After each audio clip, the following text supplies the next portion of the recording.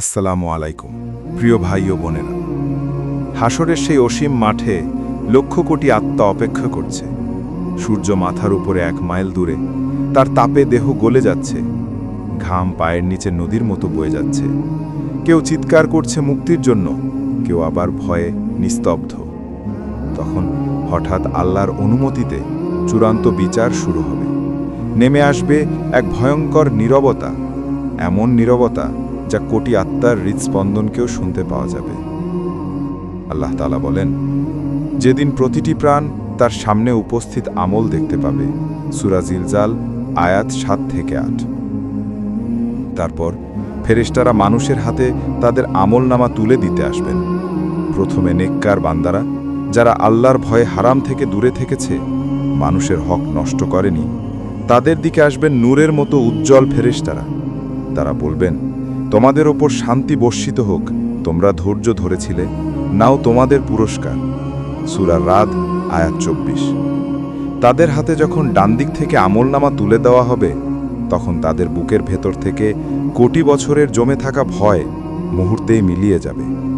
আনন্দে তারা আমলনামা উঁচু করে ধরে চিৎকার করে বলবে, এসো আমার আমলনামা পড়ে দেখো, আমি জানতাম এই দিন আসবেই। সূরা হাক্কা আয়াত 19। অপরদিকে পাপীদের জন্য অপেক্ষা করছে এক ভয়ঙ্কর দৃশ্য। ফেরেশতারা আসবেন কঠিন চেহারা নিয়ে, তাদের চোখে যেন আগুন জ্বলছে।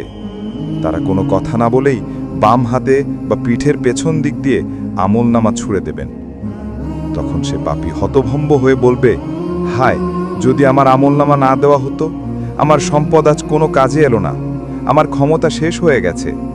সূরা হাক্কা আয়াত 25 থেকে 29। সেদিন তাদের চেহারা কালো হয়ে যাবে, তারা আফসোসে বুক চাপড়ে কাঁদবে, কিন্তু তাতে কোনো লাভ হবে না। তারপর স্থাপন করা হবে মিজান, ন্যায়ের পাল্লা। এটি এমন এক পাল্লা যা আসমান জমিনও তাতে রাখা যায়, তবুও জায়গা ফুরাবে না। সেখানে প্রতিটি আমল, ছোট বড়, প্রকাশ্যে বা গোপন, ওজন করা হবে। আল্লাহ বলেন, আমরা কিয়ামতের দিনে ন্যায়ের পাল্লা স্থাপন করব, কারো প্রতি সামান্য অন্যায়ও করা হবে না। সূরা আম্বিয়া আয়াত 47। সেদিন একটি ছোট্ট সত্য কথা, বিপদে কারো পাশে দাঁড়ানো বা বাবা মায়ের প্রতি বলা একটি কোমল শব্দ, সবই নেকির পাল্লা ভারী করতে পারে। আবার একটি মিথ্যা কথা, অহংকারের দৃষ্টি বা কারো সামান্য হক নষ্ট করা পাপের পাল্লা ভারী করে দিতে পারে। যার নেকির পাল্লা ভারী হবে সে সফল, আর যার পাপের পাল্লা ভারী হবে সে চিরব্যর্থ।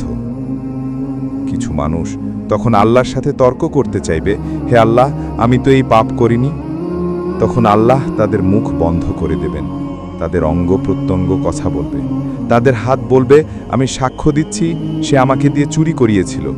পা বলবে, সে আমাকে দিয়ে পাপের পথে হেঁটেছিল।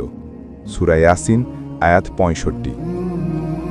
নিজের অঙ্গই সেদিন হবে নিজের বিরুদ্ধে সাক্ষী।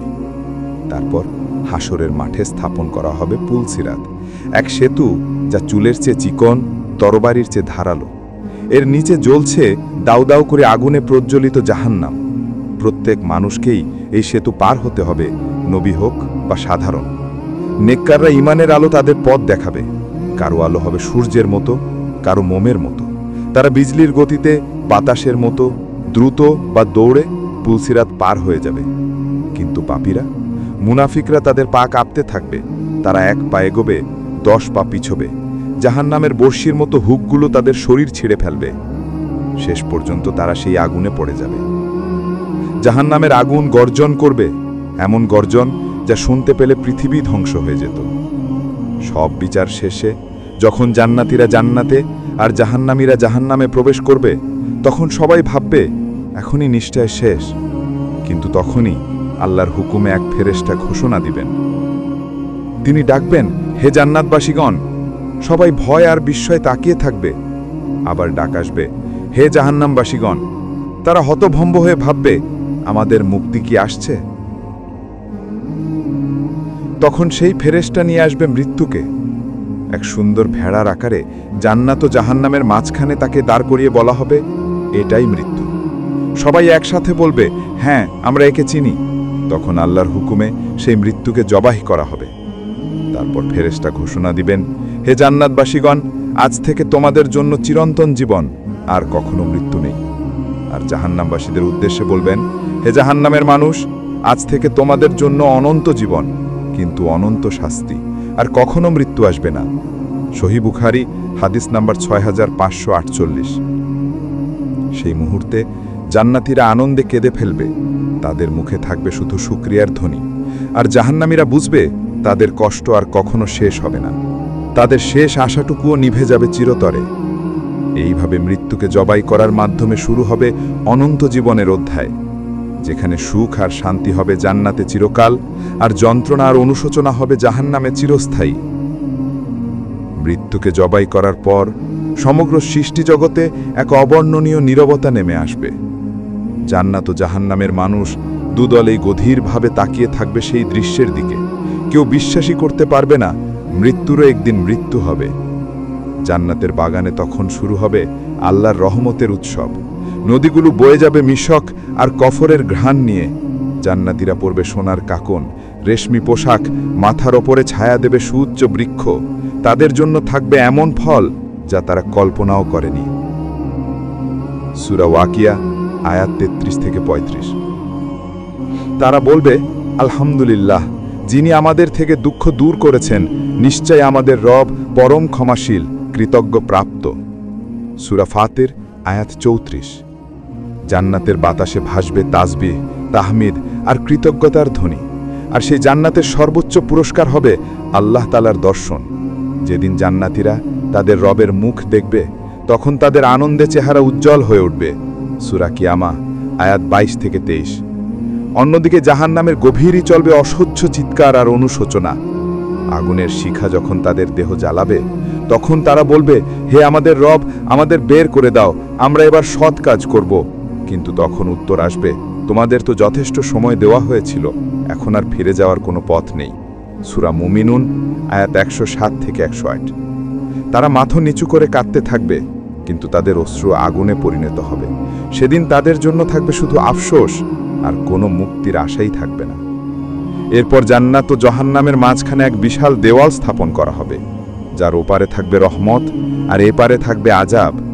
সূরা হাদিদ আয়াত 13।